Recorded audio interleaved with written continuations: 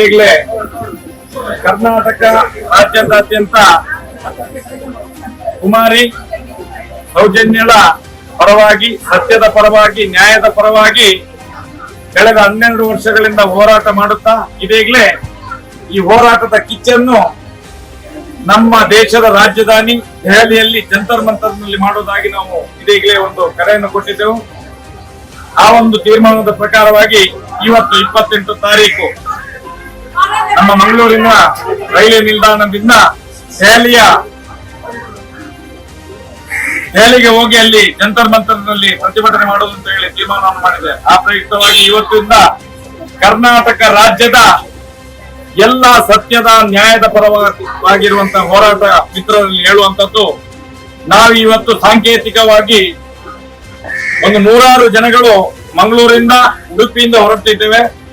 ಮತ್ತೆ ಕೆಲವರು ಅಲ್ಲಲ್ಲಿ ಕೆಲವು ರಾಜ್ಯಗಳಿಂದ ಸೇರ್ಕೊಡ್ತಾರೆ. 1 ಮತ್ತು 2 ತಾರೀಕು ಗೇಟ್ ಆಫ್ ಇಂಡಿಯಾ ಹಾಗೂ ಜಂತರ್ ಮಂತರ್ನಲ್ಲಿ 2 ಕಡೆಯಲ್ಲಿ ಈ ಒಂದು ದೊಡ್ಡ ಮಟ್ಟದ ಹೋರಾಟ ನಡೀತದೆ. ಅದಕ್ಕೋಸ್ಕರ ನಾವು ವಿನಂತಿ ಮಾಡಿಕೊಳ್ಳುವುದು, ಸೌಜನ್ಯನ ಪರವಾಗಿ ಹೋರಾಟ ಮಾಡುವಂತ, ಎಲ್ಲ ಸತ್ಯದ ಪರವಾಗಿ ಹೋರಾಟ ಮಾಡುವಂತ ಮಿತ್ರರು ಕೇಳುವಂತದ್ದು, ಕರ್ನಾಟಕ ರಾಜ್ಯದವರು ವಿಶ್ವದ ಎಲ್ಲಾ ಕಡೆಯಲ್ಲಿದ್ದಾರೆ. ನಾವು ಕೇಳುವಂತದ್ದು, ದೆಹಲಿಯಲ್ಲಿ ಯಾರ್ಯಾರು ಇದ್ದೀರಾ